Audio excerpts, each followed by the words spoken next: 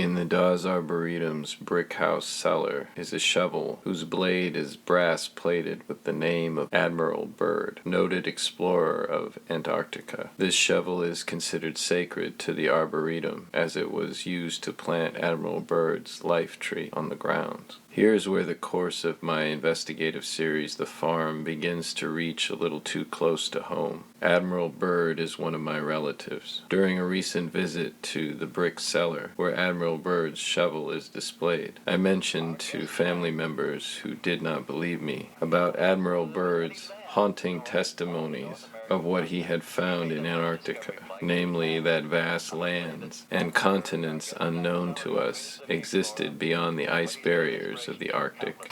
Admiral Byrd, you've been to both the North Pole and the South Pole. Is there any unexplored land left on this Earth that might appeal to adventurous young Americans? Yes, there is. And not up around the North Pole, because it's getting crowded up there now, because they find out it's really usable, not only to live in, but militarily. But strangely enough, there's left in the world today an area as big as the United States that's never been seen by human beings. By far the most valuable, important place left in the world for science. That's why the scientific groups all over the nation are really interested. But more important than that, it has to do with the future of the nation, those to come after us, or even during your lifetime. This latest expedition now on the way is a government expedition, I take it? Yes, that's the government. The Secretary has approved our plans, confirming you, Admiral Byrd, as the officer in charge of the expedition, and you, Admiral Cruzen, as the task force commander. And we get everything we need. That makes Operation High Jump the greatest polar expedition in history. Admiral, time is going to be our greatest handicap.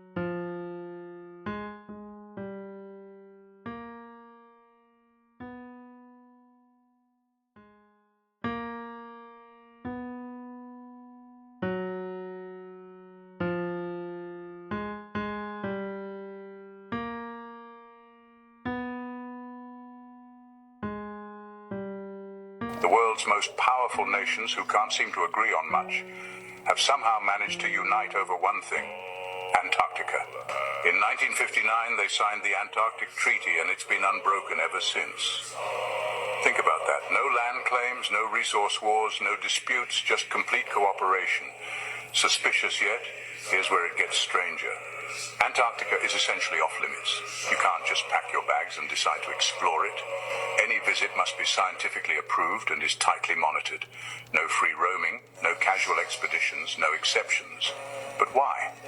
What's so critical about a frozen, uninhabited continent that it needs this level of restriction? Now, consider this. Antarctica is vast, remote, and one of the least explored places on Earth. Despite that, it's locked down tighter than a vault.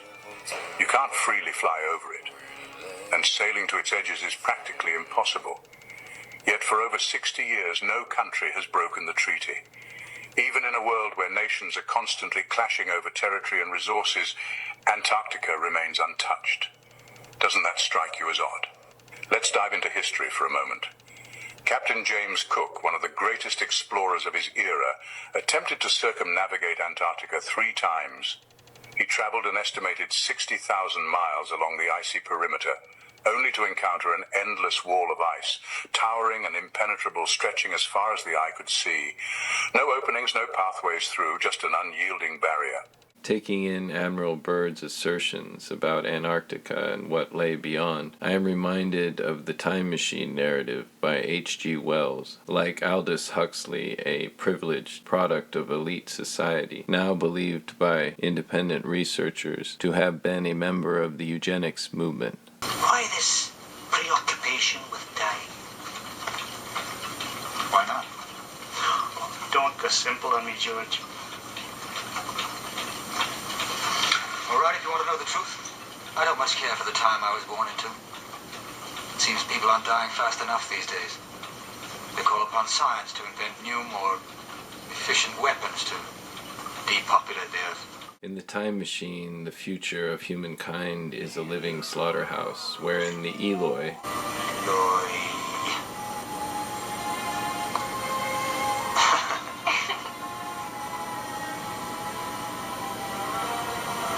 are kept stupid and grazing, to be regularly snatched underground and feasted upon by the Morlocks, a subterranean, non-human species devoid of human warmth or pity.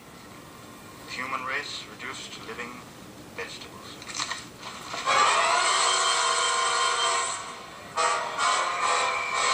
So this was the destiny of the Eloi. The past. Don't you people ever speak of the past? There's no past. Well, do they ever wonder about the future? There's no future. H.G. Wells' narrative is hopeful in that the courage of one intelligent man inspires a mass uprising of the Eloi to overcome and destroy the Morlocks.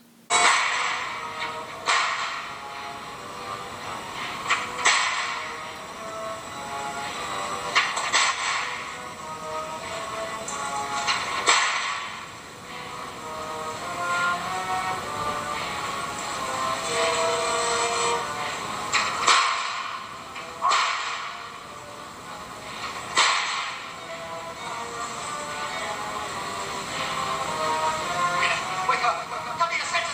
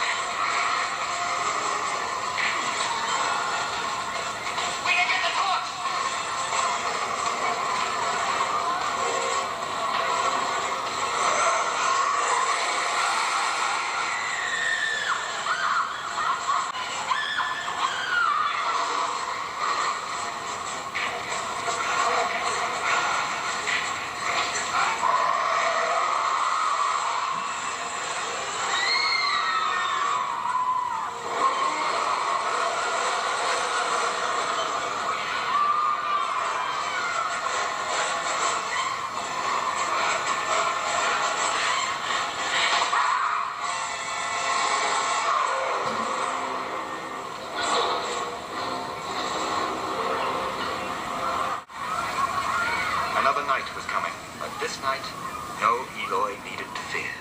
Please subscribe and or follow to continue this 10-part series with me. You are not crazy. You know you are not crazy. No matter how many people have tried to convince you that you are. Stand strong and trust the soul you were given. This show is for you. For Brandish Productions, this is Daddy Brandish.